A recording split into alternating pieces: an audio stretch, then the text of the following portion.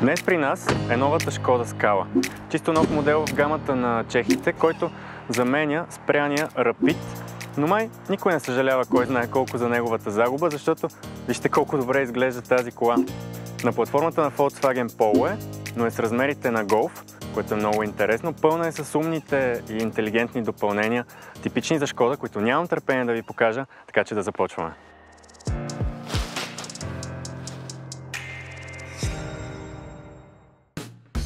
Много често има голяма разлика между това, което виждате в една обява за употребявана кола и реалната ѝ история.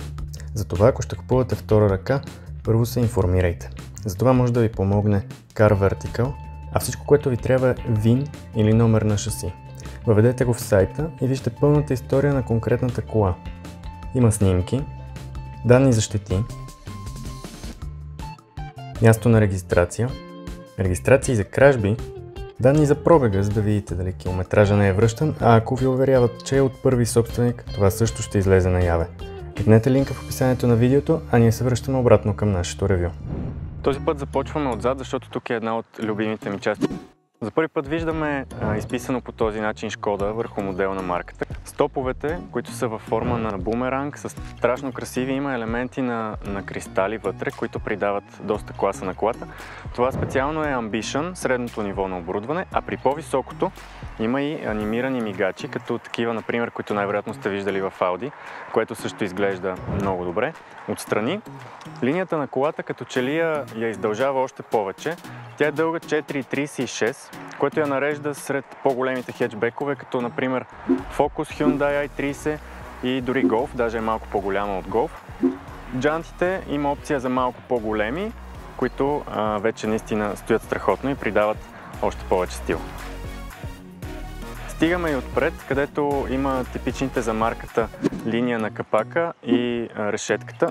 Много са готини тези фарове, които се скосяват навътре. Има го пак кристалния елемент, LED светлини и отдолу тази непрекъсната решетка, която е малко като злорада усмивка на колата. Може би не е толкова агресивна и супер извънземна, като примерно една Mazda 3, но изглежда много добре и на мен много ми харесва. Интериора също е доста приятно място. Започваме от волана. Много е удобен, приятен на допир, качествени материали за него са използвани. Дисплея на арматурното табло не е перфектен, може да изглежда малко по-добре, въпреки че е окей за използване. Инфотеймент системата обаче за мен е една от най-добрите на пазара. Просто тъчскрина реагира много добре. Голям 8-инчов екран, удобни преки пътища са извадени на сензорни бутони отстрани.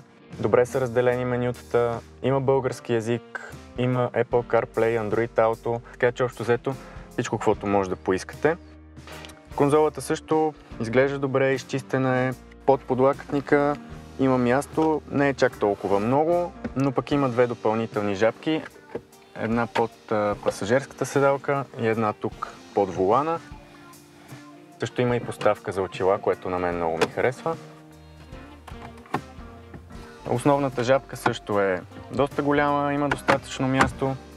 Линията на таблото отново е изчистена, семпла, има приятни допълнения. Тук по таблото декоративни шарки, елементи около въздуховодите, които са много приятни.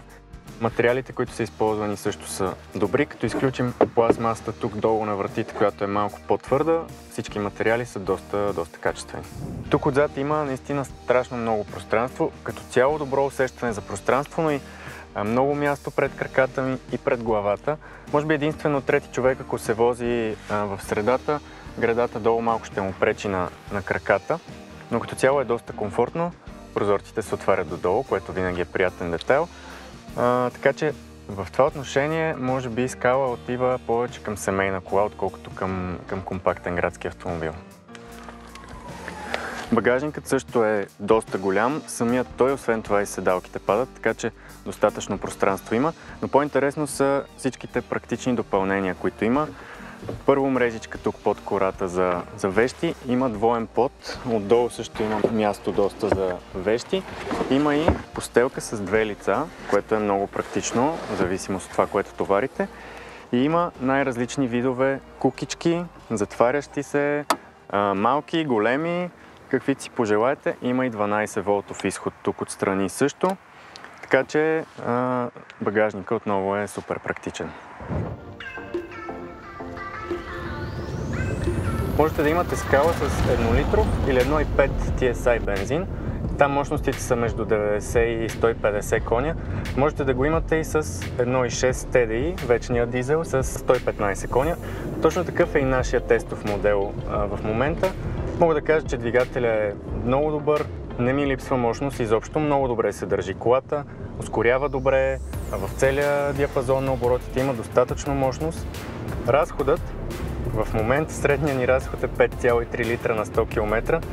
Трябва да кажа, че си бях поставил за цел да видя доколко най-много мога да го сваля, така че доста икономично съм карал, за да стигнем до 5,3 литра. Но при нормално каране, дори 6,5-7 да стигне, пак е доста добър разход. Това, което впечатлява най-много в колата обаче е окачването, защото неочаквано добре вози, наистина много меко, всякакви неравности, павета или трамвайни релси, такива неща, които по принцип се усещат много. Тук въобще не се усещат, приятно вози. В същото време, дори и в по-остри завои, стои много стабилно на пътя. Достатъчно добре усещате пътя, така че усещате контрола над нещата, но в същото време си вози меко. Скоростната кутия е 6-степенна ръчна, много добре се държи, никакви забележки общо взето към нея, така че скала, освен че е практична и е добра за семейна кола, е много удобна за градско каране, а също така е добра и за извънградски пътувания, така че общо взето няма какво повече да искате от една кола.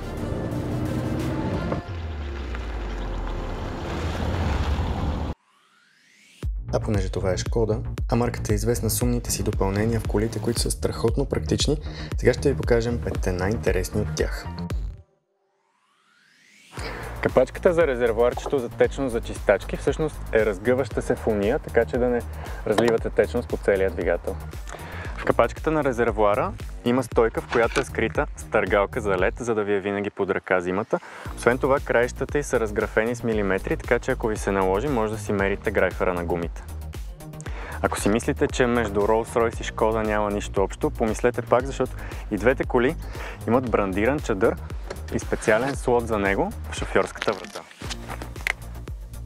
До задните седалки има слотчета, в които може да поставите коланите, така че ако сваляте задните седалки, те да не ви се пречкат. До гредата на шофьорското място има щипка за талони или друг вид документи, така че да не се чудите къде да ги заврете из купето.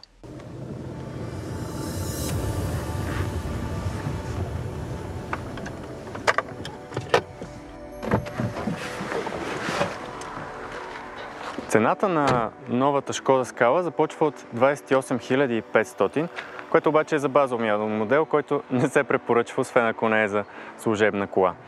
С по-висок пакет екстри и с най-мощния бензинов двигател е около 35 000. Нашата тестова също е около 36, като само дизела с автоматична кутия е по-скъп. И това е доста по-добра цена от повечето конкуренти, включително и Golf, който базовия модел почва от 35 000, а с повече екстри достига 50. Като се има предвид всичко, което видяхме и съотношението цена-качество, ако сега ще си купувате хетчбек, ако не е номер 1, то тази кола трябва да е поне в топ 3.